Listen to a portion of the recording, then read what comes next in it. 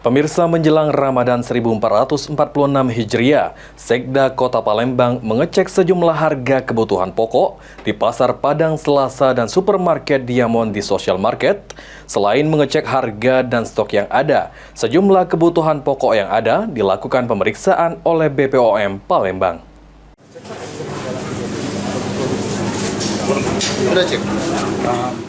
Sekda Kota Palembang meninjau harga kebutuhan pokok di pasar tradisional dan pasar modern bersama BPOM dan seluruh OPD terkait.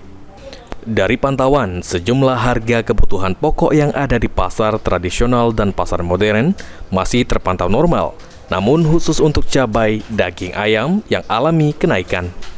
Selain itu, dari pantauan yang dilakukan Sekda, di gudang distributor beras dan minyak kondisinya tercukupi hingga akhir Ramadan.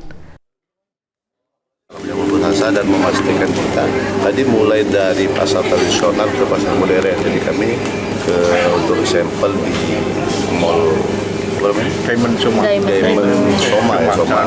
kami lihat ya bersama BPOM ya, bersama Satgas Pangan, statistik hari ini sekali lagi untuk memastikan konsumsi masyarakat di Kota Palembang itu akan berjalan dengan baik. Artinya makanan kaleng juga kita periksa ya, dan dari BPOM juga berusaha apakah ada borok dan lain sebagainya.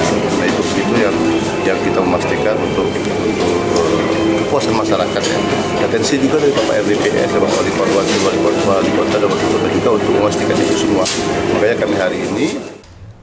Sementara itu, salah satu warga mengatakan untuk harga bahan pokok sendiri menurutnya belum mengalami kenaikan yang signifikan.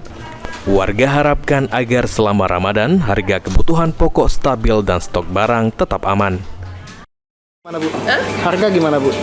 Harga kayaknya standar ya, masih belum terlalu naik kayaknya. Aku juga nggak terlalu perhatiin. Gitu. Bu, mungkin kan biasanya kalau Ramadan ini barang kan sempat pada naik, daging segala macam, sembako. Kira-kira harapan Ibu sebagai warga apa nih, Bu?